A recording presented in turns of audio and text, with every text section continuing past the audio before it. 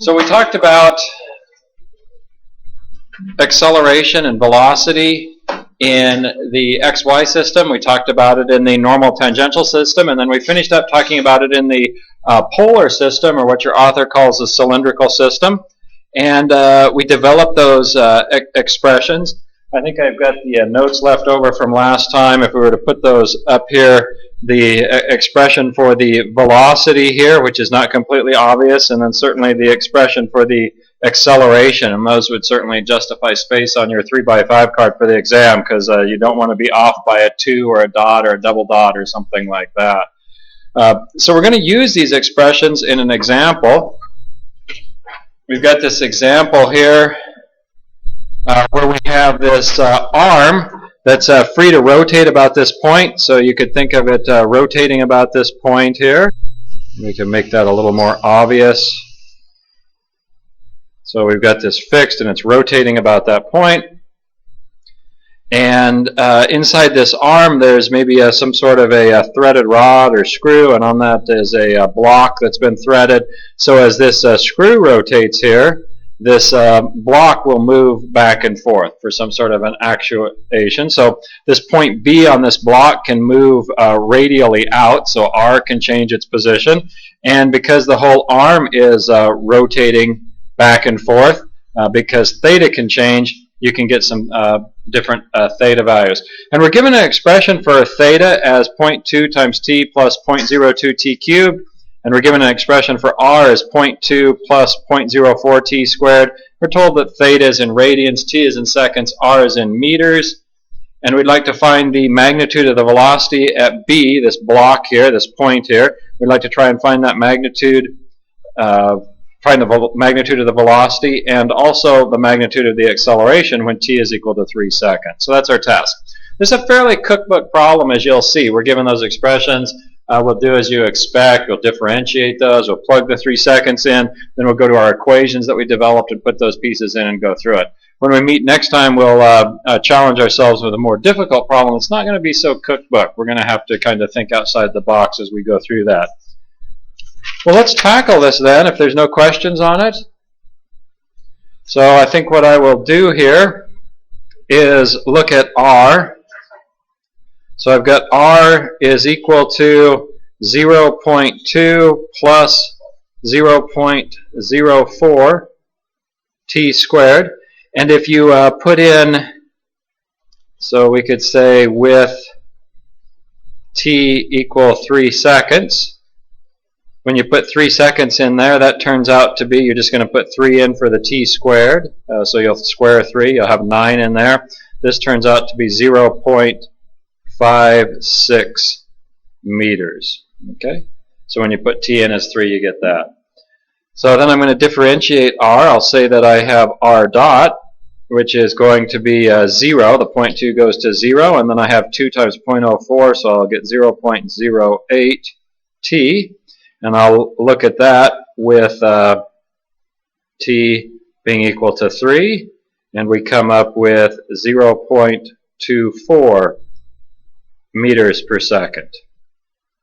And finally, I'll look at r double dot, the second derivative, and I come up with simply 0.08, and there's no t, so with t equal to 3, for completeness sake, we've got 0.08 meters per second squared. Good with that? Okay.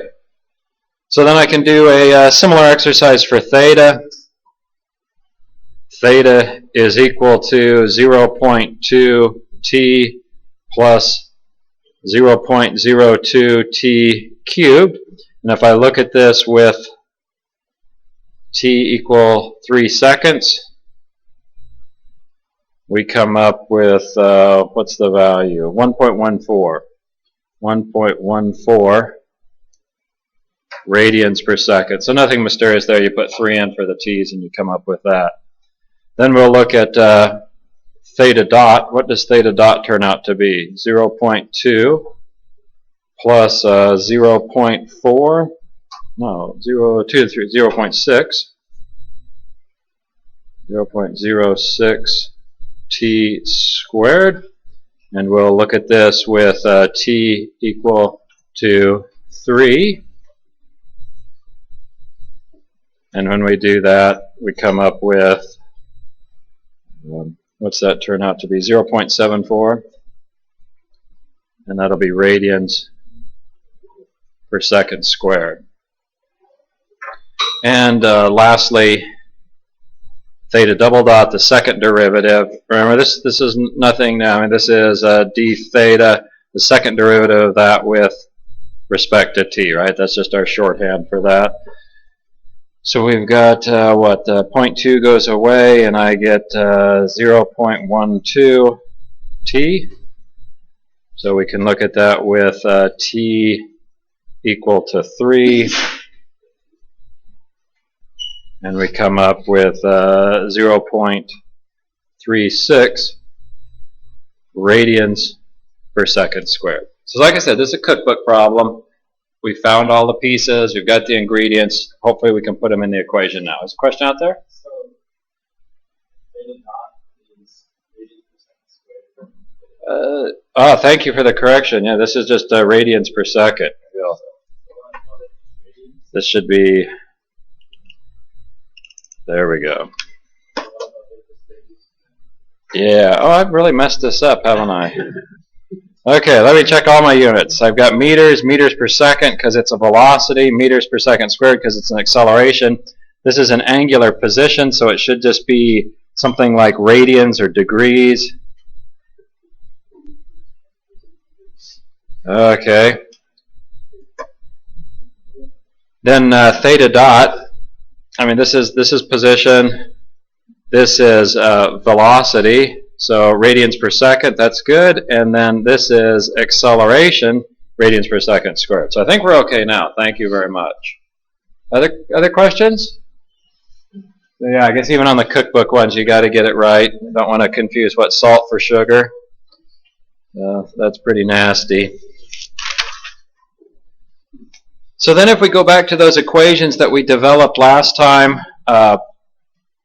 maybe I'll say from last time.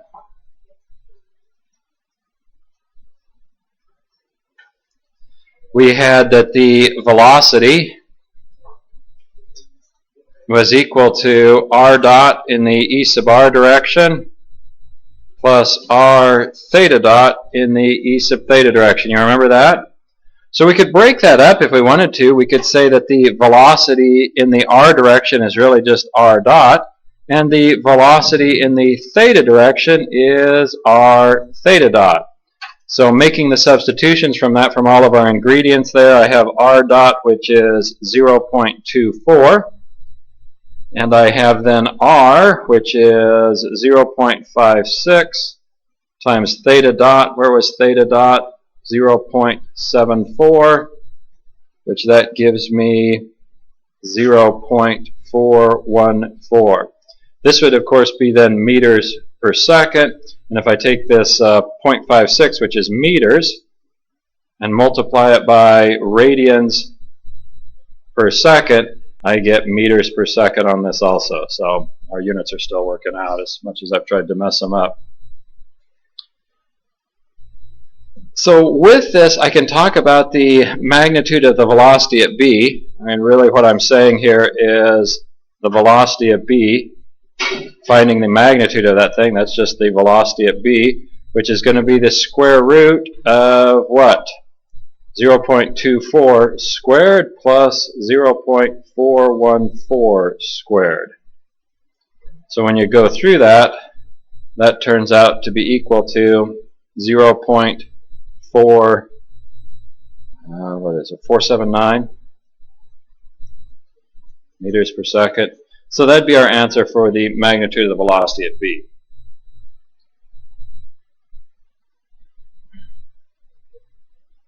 Okay. Now, if I wanted to look at the velocity, in the r direction, I could come back and look at this in the velocity in the theta direction. So at this point B here, we would have, and maybe I will try and redraw this piece here. If I look at that slider block B, there it is, and there's the threaded shaft that it's running on. kind of blown up what we have there. What do we have in the r direction? There's your 0.24. What do we have in the theta direction? 0.414.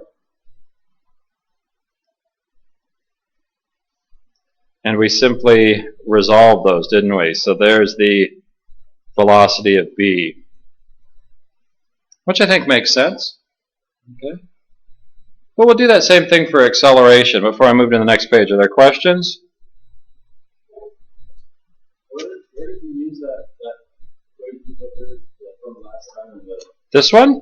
Yeah. Where did we use this equation? Yeah, below it.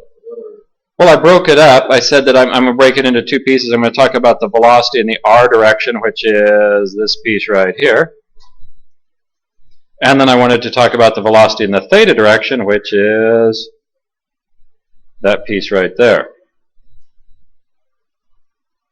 That's how I use that equation. How come with the velocity in the r direction it includes the unit vector in the theta direction?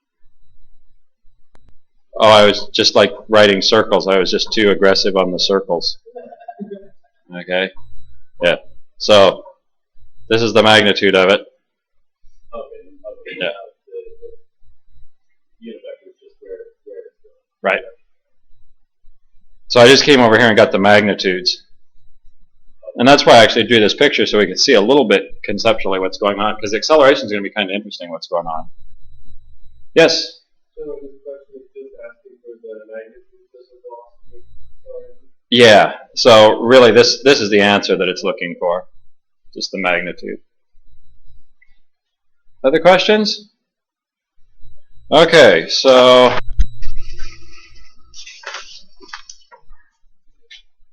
is that writing about the right size, or I mean, is this working out? A little small. Okay. So if we come back over here and we look at the acceleration, so our acceleration is going to be equal to r double dot minus r theta dot squared in the e sub r direction plus r theta double dot plus 2 r dot theta dot in the e sub theta direction. Is that right? Is that what we had last time? Double check that. Yeah, I think we're good with that. So with this one, we could say that this is the acceleration then in the r direction, and we could say this piece here is the acceleration in the theta direction. So I can put my my pieces in here. We've got maybe I'll reiterate these. So for the r values, what do we have for the r values? They're probably in your notes already, but let me transfer them. I'll just put them across the bottom here. So we've got that r is equal to 0.56 meters. R dot is equal to 0.24 meters per second. R double dot is equal to 0.08 meters per second squared. That theta is equal to 1.14 radians. That theta dot is equal to 0.74 radians per second, and that theta double dot is equal to 0.36 radians per second squared. Okay, so that was just from the front part of the problem. So let's put this together. We can talk about the acceleration in the r direction as r double dot minus r theta dot squared. So r double dot 0.08 minus r, which is 0.56, times theta dot, which is 0.74, squared. When the dust settles on that calculation, you come up with minus 0.227 meters per second squared. So that negative will be kind of interesting. And we could talk about the acceleration in the theta direction. So that's going to be r times theta double dot plus 2r dot theta dot. So we will have r 0.56 times theta double dot 0.36 plus 2 times r dot 0.24 times theta dot 0.74. And when the dust clears on that math, you come up with 0.557 meters per second squared. And the units do work out on that. So I could say then that the acceleration of b, if I wanted the magnitude of that, or I could just write it a little easier, the acceleration of b, that's going to be the square root of the acceleration of r squared plus the acceleration of theta squared. So I'll have minus 0.227 squared plus 0.557 squared. So that turns out to be 0.601 meters per second squared. So that's the answer. That's the magnitude of the acceleration. I would like to maybe look at this a little more and again enlarge the beginning picture that we have. So we've got that the whole arm here and the slot in there with the slider.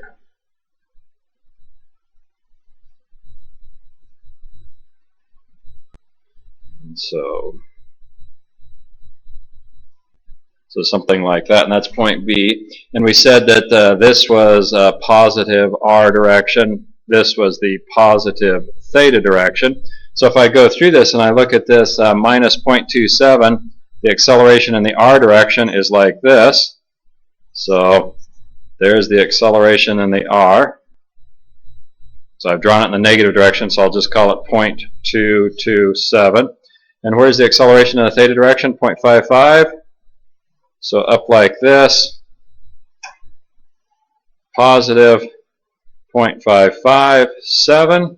So I would resolve it, and we would come up with the acceleration of b looking something like that, which actually makes sense because we would expect there to be a significant normal contribution to this, right? If we were to look at this with normal tangential components, we'd expect it to have quite a normal acceleration. Questions of that problem? So while this is maybe a long problem, a tedious problem, it's a pretty easy problem. You're given the expressions, you differentiate them, and you put the pieces in. We'll talk next time about a problem where we have to do a lot more thinking outside the box as we go through this. Questions of that? Well, let's move on to the homework.